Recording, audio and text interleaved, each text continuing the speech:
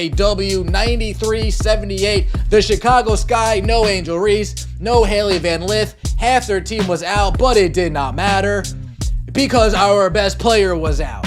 Yo, what's up? It's your boy Tyrone, and today we got to talk about one of the most embarrassing nights in WNBA history.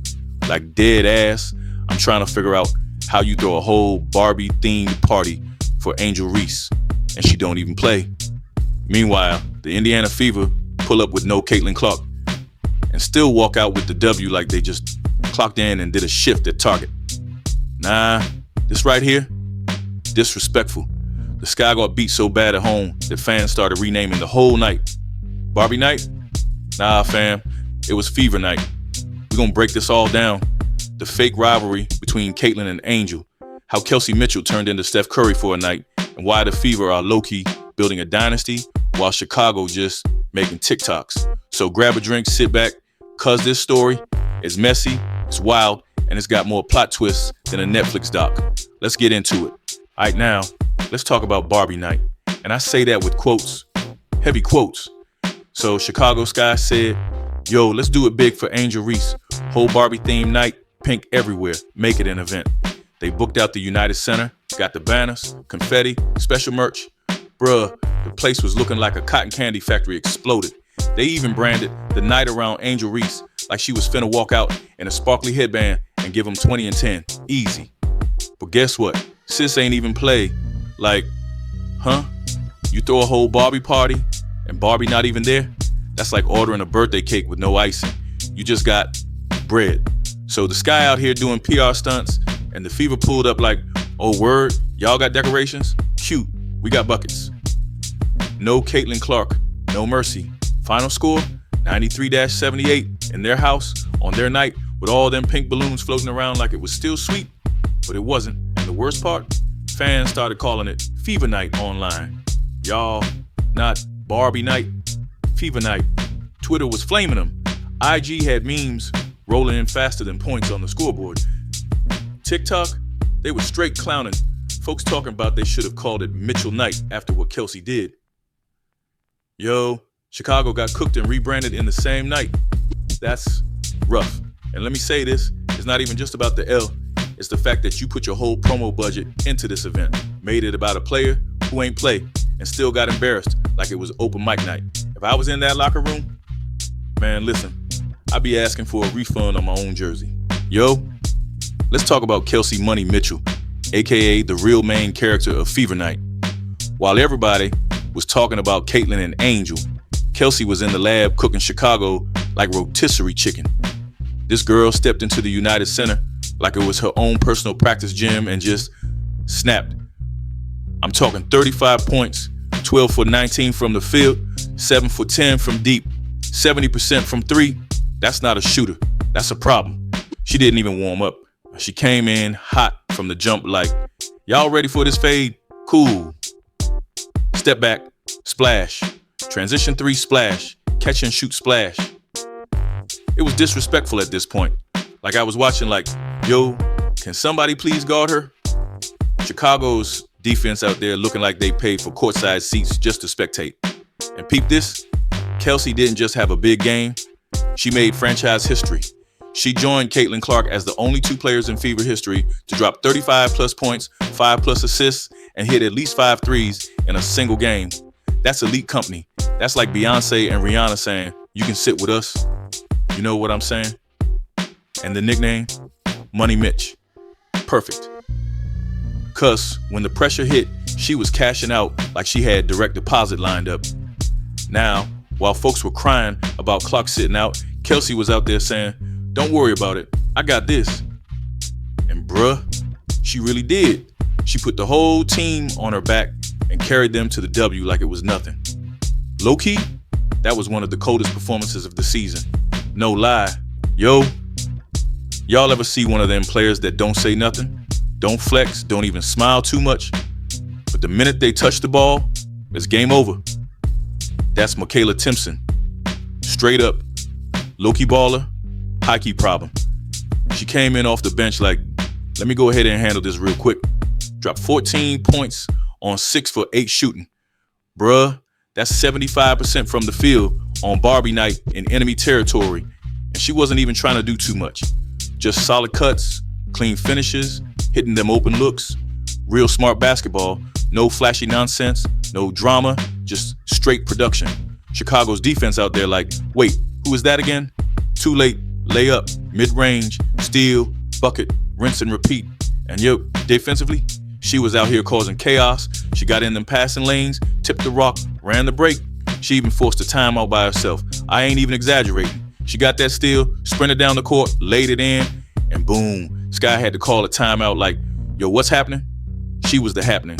And here's what really had me nodding my head. Kelsey Mitchell gave her mad props after the game, called her the ultimate pro, said she just shows up, no complaints, no ego, just works. Y'all know how rare that is? She a rookie acting like she been in the league 5 years already. This ain't even her team yet, but she playing like it's her moment every time she checks in. And trust me, if she keeps hooping like this, they gonna stop calling her a rookie real soon. She coming for names. All right, y'all. Now this one right here caught me slipping. Chloe Barbie.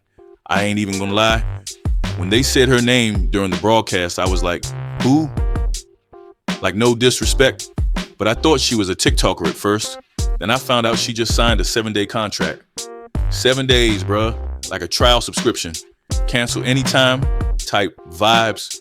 But now Chloe said, I might only be here a week, but Emma make that week unforgettable. And she did.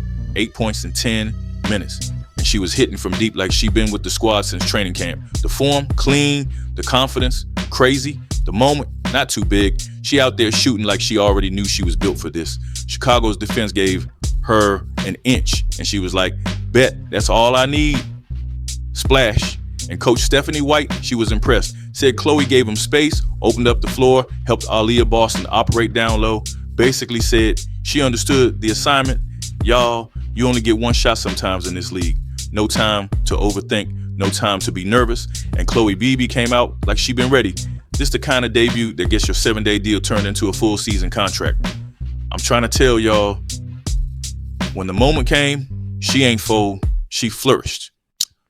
Now let me put some respect on Aaliyah Boston's name real quick. Cuss this girl, she a walking double-double, and I don't mean in and out, bruh. 14 points. On Bird rebound, third straight game doing that. That's not, oh, she had a good night. That's routine. That's just Tuesday for her. But here's what make her different. It ain't even just the stats.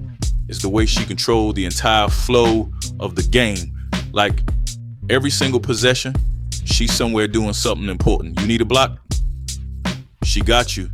You need a sneaky dime from the high post? She throwing no-look passes like she trying to get in the WNBA and the Globetrotters.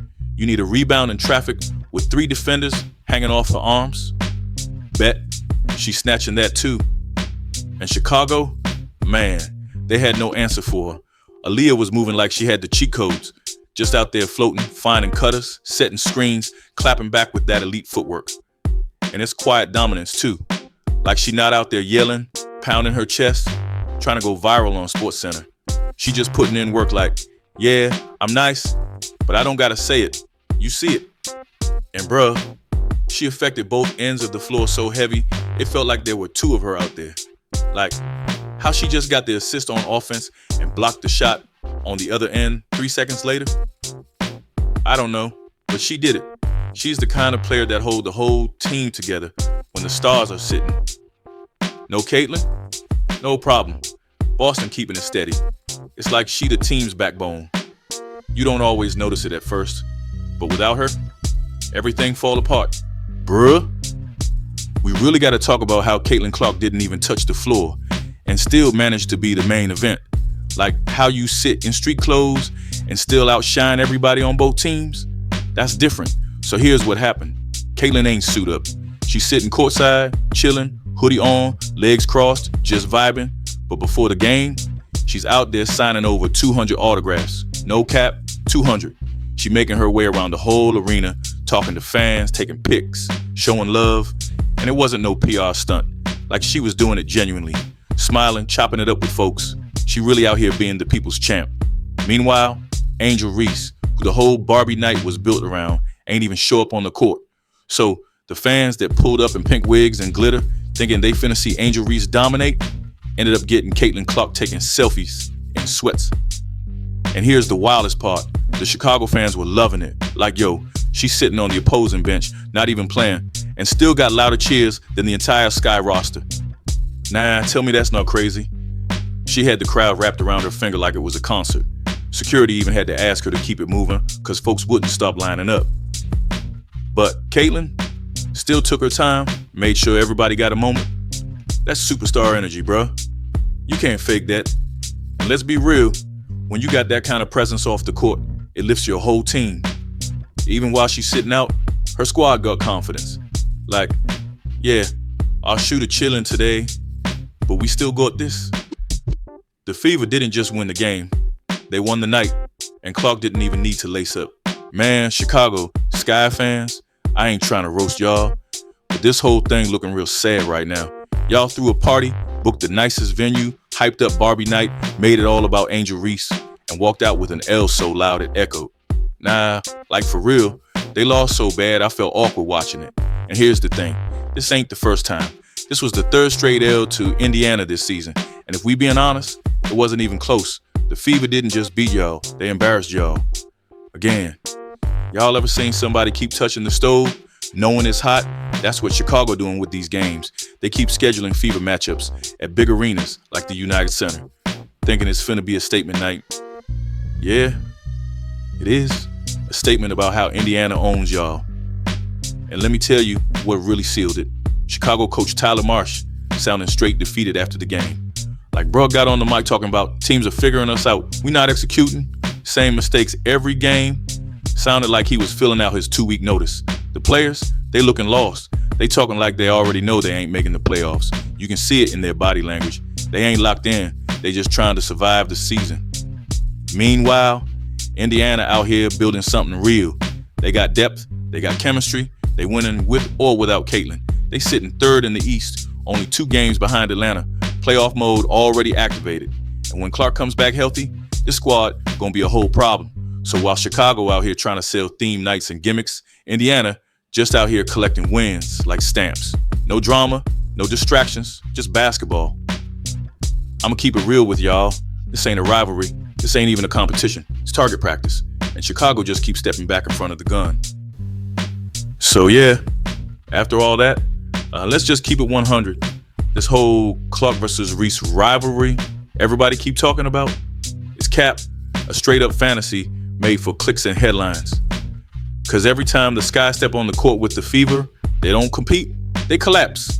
Barbie Night was supposed to be their moment. Instead, it turned into a live action Fever highlight reel. No Caitlin, no mercy, just vibes and buckets. And the craziest part, this Indiana squad is just getting warmed up. Clark ain't even back yet. And they already third in the East, already making noise, already sending warnings. Meanwhile, Chicago just trying to keep their heads above water.